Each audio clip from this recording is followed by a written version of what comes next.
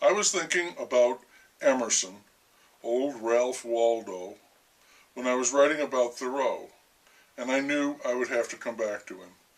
He seemed to me to be a man of ideas, who lived a life of the mind, as opposed to Thoreau, who needed to put his ideas into practice, as if to test them and make them real. Because of this, Emerson became a kind of eminence, while Thoreau had a touch of the village idiot in him. The one was seen as a genius, the other as something of a flake.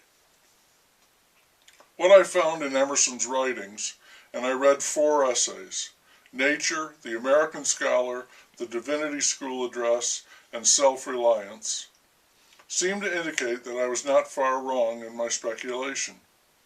Emerson wrote that he was more of a listener than a doer, and a doer only that he might become a better listener.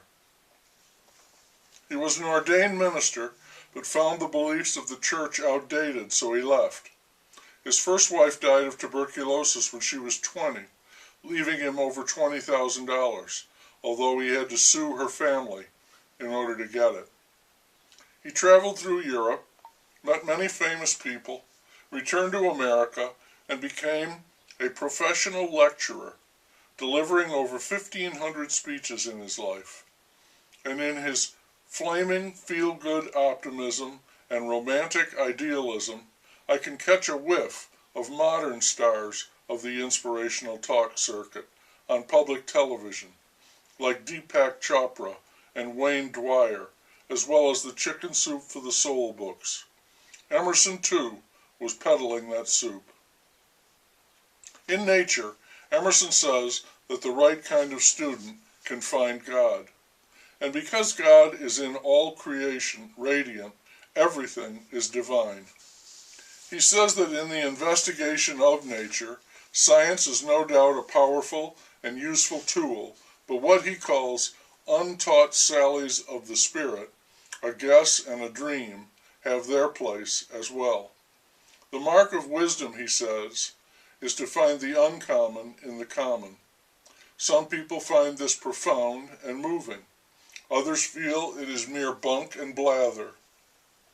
Whichever, I'll say he is long-winded. The folks who paid to hear him speak were not short-changed. He compared the use of paper currency when there is no bullion in the vault to the bankruptcy of language, rotten discourse, when words are no longer fastened directly to things in nature. Good writing is a perpetual allegory for him. He examines nature as commodity, a source of beauty, font of language, and as a constant discipline, as when he calls a farm a mute gospel. Nature is always teaching.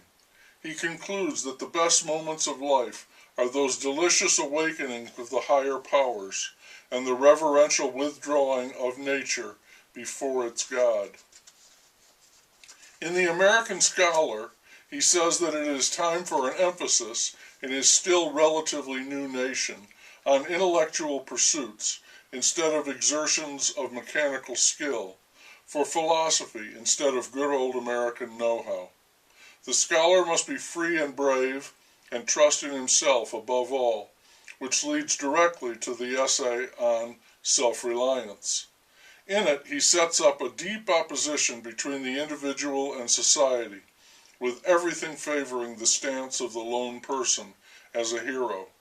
Society everywhere is a conspiracy against the manhood of every one of its members, he wrote, and Thoreau was an avid reader of those words. A true man must be a nonconformist, and for that the world will whip him with its displeasure, but the individual, a kind of Übermensch, must stand strong. The great man is he who, in the midst of the crowd, keeps with the perfect sweetness the independence of solitude. The mob is everywhere, he says, in politics, the economy, the arts, but if you wish to seek wisdom, you must go alone.